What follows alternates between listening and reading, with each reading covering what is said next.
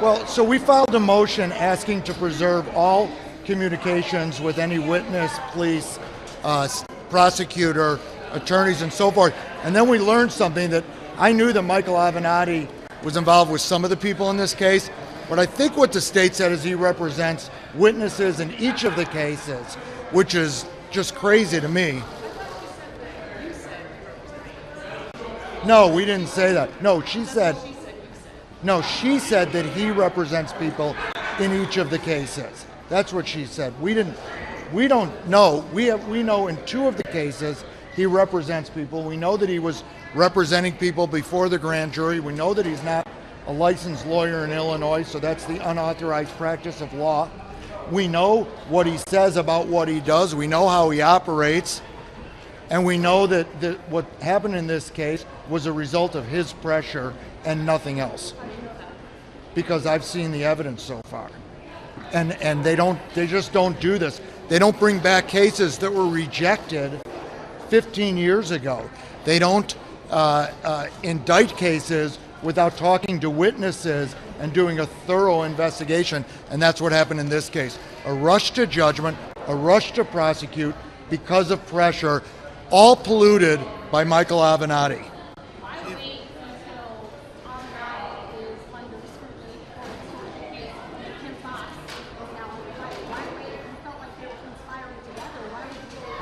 I said the first night when I was at the police station that this was wrong, that they had rushed to judgment, that they had succumbed to pressure. That's what I said the first night before we'd been to court and we'd seen anything. Then we started to get the evidence. We got a little bit of the evidence, and we can see that there's all sorts of problems. We didn't wait. We didn't rush. Maybe if he didn't have these problems right away, we would have waited longer till we had more of the evidence. Maybe not. But we know that he's got these problems. When you get in bed with fleas, this is what happens. If I'm at home and I'm listening to you talk about this, and obviously everybody's focused on R.Kelly, tell me what you think is wrong about this case and how it's charged with Pull. What's wrong with this case is that there is no case. There's no new tape. Avenatti's full of it when he said there was a new tape. There are old cases that were rejected, and understand we're limited what we can say about the evidence by our rules here in Illinois, rules that he didn't feel constrained by because he's not a lawyer here in Illinois. But I've never heard of, in 33 years of doing this, I've never seen a case where it's rejected after a full investigation and then 15 plus years later without any reinvestigation, just because the sort of public perception has turned that it's charged. There is a case involving a young lady who wrote a book where she said, I lied to R.Kelly about how old I was. I came to his trial every day. You had to be 18 to get into that trial. She went with her mother. That, if you see somebody with their mother and they're telling you they're 19 years old, mom doesn't say that's wrong. And there's problems with all of the cases. All the cases, they shouldn't have been brought. There's all this pressure. There was a so-called documentary which was really just a hatchet job that was done. And then they indicted these cases. And the problem is there was this call from the prosecutor. People call, let us know what happened.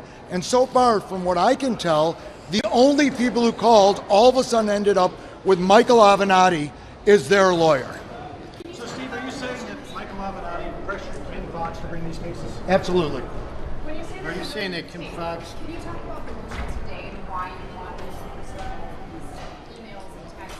Sure, we've already seen that State's Attorney Fox has conversations with people about pending cases, pending investigations. I want to know what conversations she had with Avenatti about this case, about these facts, and what occurred. I think it's totally appropriate. Kim Fox fed him clients? I'm alleging that it looks like she may have, yes. When you say there's no new tape, are you saying that the tape at the center of one of those examples is the same one at the center of the child pornography trial? I believe that is the exact same tape, yes. What I know? Have you seen the tape yet? What I know, look, think of me like a good reporter like you, Megan. I have my sources. You have your sources. I'm basing it on what my sources are telling me.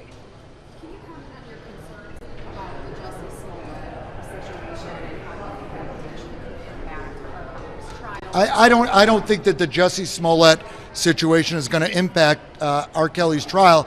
I think what it shows us is how this office operates. Or at least how some, I don't want to say, this office is full of great prosecutors, 99% of them. I think what we're talking about is the upper reaches. Today you withdrew your motion to allow R.Kelly to travel.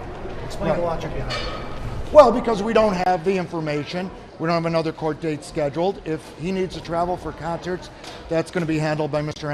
Anton, and we'll let him deal with it. What are the chances of actual travel to I have no idea. I think the chances of him traveling in a couple of weeks are probably zero at this point. Avenatti has responded to what you're saying, and he tweeted out that he feels like R.Kelly's attorney is now trying to distract attention away from the clear guilt of his client by raising bogus arguments about he and Fox. The evidence is the evidence. Multiple witness tapes plus DNA. What's your response to that? So the DNA that I've seen thus far is not new DNA tests. It's the same DNA information they had when they rejected these charges years ago. And I don't need to respond to Mr. Avenatti. Mr. Avenatti thinks that he is the truth. He is the oracle of truth. I think the federal prosecutors disagree in New York. He's entitled to presumption of innocence like anywhere else, but they disagree. The tapes don't bear that out. The prosecutors in California disagree. When everything somebody touches is like this. What happened here is they got in bed with Avenatti, and Avenatti is toxic. Everything he touches seems to blow up, and that's what's going to happen here. You said that the state's attorney wanted to find out if you're holding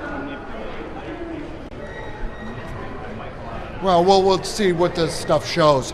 But I think it's obvious when he was coming in here, he was having press conferences, he was spending hours and hours meeting at the state's attorney's office, that some kind of influence was going on. He was having very public outcries to do something.